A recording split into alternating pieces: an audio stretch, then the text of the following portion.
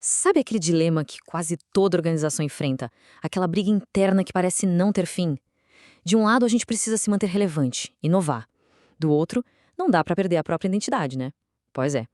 Hoje, a gente vai entender por que isso é, na verdade, uma baita armadilha. E, claro, como é que se faz para escapar dela. Olha só, toda empresa vive nessa tensão, com duas forças muito poderosas. De um lado tem aquela voz que diz, vamos conservar o que funciona, a nossa essência, a tradição, e do outro lado tem a pressão constante para inovar, para mudar, para evoluir. É quase como um cabo de guerra sem fim, que deixa todo mundo exausto. E muitas vezes parece que a gente tem que fazer uma escolha impossível entre os dois. Mas e se essa não for uma escolha de verdade? E se tudo isso for, na realidade, uma armadilha? Uma armadilha que acaba paralisando as empresas, prendendo todo mundo num ciclo de frustração e estagnação. É exatamente essa questão que a gente vai investigar agora. Bom, para entender bem essa armadilha, vamos dar uma olhada no que acontece quando uma empresa pende demais para um lado só, ou seja, os perigos dos extremos. Vamos começar com o extremo da conservação. Pensa numa empresa que simplesmente se recusa a mudar, que tem medo de qualquer novidade. O que acontece? Ela vira uma coisa mecânica. O trabalho vira pura repetição. E as pessoas que são a alma do negócio começam a se sentir só isso, engrenagens numa máquina gigante e sem vida. E o custo humano disso, gente, é altíssimo. O trabalho vira só cópia, repetição, sem propósito nenhum. As pessoas se sentem como peças que podem ser trocadas a qualquer momento, sabe? E a autoestima, essa vai lá para baixo. É a receita perfeita para desmotivação geral. Agora, vamos para o outro lado da moeda, que é igualmente perigoso. Imagina uma empresa que só quer saber de inovar, inovar, inovar, mas sem nenhuma base, sem um chão firme para pisar. Ela corre um risco seríssimo de virar uma organização, assim, delirante, cheia de ideias malucas, sem fundamento e que acaba mergulhando no mais puro caos. Tem até uma citação no material que a gente usou que resume isso perfeitamente. Diz assim: inovar sem continuidade significa delírio, fantasiar no vazio. Nossa, é a imagem perfeita, né? Uma inovação sem raízes para se sustentar, flutuando no nada. Ok, então, se os dois extremos são um problemão, qual é a saída? Onde é que a gente acha a solução? A resposta, olha só, está em encontrar a âncora certa. A grande sacada é que a solução não é escolher entre um e outro, é construir os dois em cima de uma base muito sólida. E essa base, esse alicerce, é a cultura. A cultura é o que junta os princípios, a identidade e que serve de chão para tudo que a empresa faz. E aqui tem um ponto que é fundamental, viu?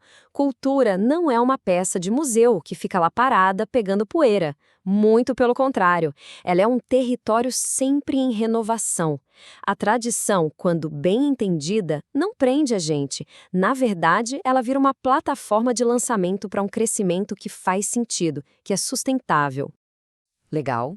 Agora que a gente entendeu a base, vamos avançar um pouco e ver como isso se transforma num modelo prático que leva ao sucesso e à realização. Olha só que interessante essa pirâmide. Ela mostra um caminho bem claro, né? A base de tudo, lá embaixo, é a cultura, a identidade. A partir daí, nasce a boa comunicação. Com esses dois pilares firmes, aí sim a empresa consegue equilibrar o conservar e o inovar. E isso leva ao alcance de metas e objetivos. E lá no topo o que a gente tem? A realização. Aquele sentimento de satisfação pelo trabalho bem feito. Tá, mas e quando essa pirâmide desmorona? O que acontece? Especialmente no momento de crise, sabe? Quando essa conexão com a cultura se perde. Pois é, quando as pessoas perdem essa conexão com a cultura, o sistema todo entra em colapso. É como um efeito dominó.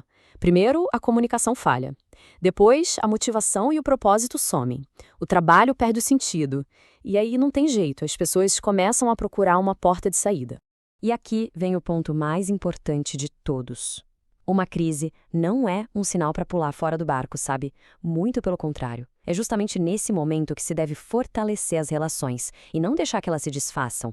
É um chamado, um alerta, para reforçar as conexões que realmente importam.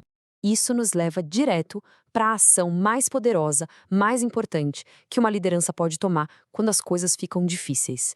E a solução, olha só, raramente é inventar uma estratégia super complexa, mirabolante, do zero. A ação mais poderosa, na maioria das vezes, é a mais simples de todas. Reconectar as pessoas à cultura que já existe é lembrar todo mundo do porquê. Por que a gente se juntou aqui em primeiro lugar? E isso nos traz para uma verdade que é, assim, fundamental. Salário não segura ninguém. O que realmente fortalece os laços e mantém as pessoas engajadas é a cultura. É ela que é a verdadeira cola, sabe? É o que mantém a organização unida e forte. Quando o foco passa a ser essa reconexão, é quase mágico. Os processos naturais de comunicação, de inovação e de realização, eles voltam a funcionar. A engrenagem toda volta a rodar. Porque a reconexão restaura o propósito, traz de volta a motivação e, o mais importante, devolve o significado ao trabalho. E tudo isso nos deixa com uma última pergunta, que é crucial, não só para a empresa como um todo, mas para cada pessoa ali dentro. Porque, no fim das contas, a identidade de uma organização é feita da identidade de quem faz parte dela. Então, a grande questão é: qual é a identidade?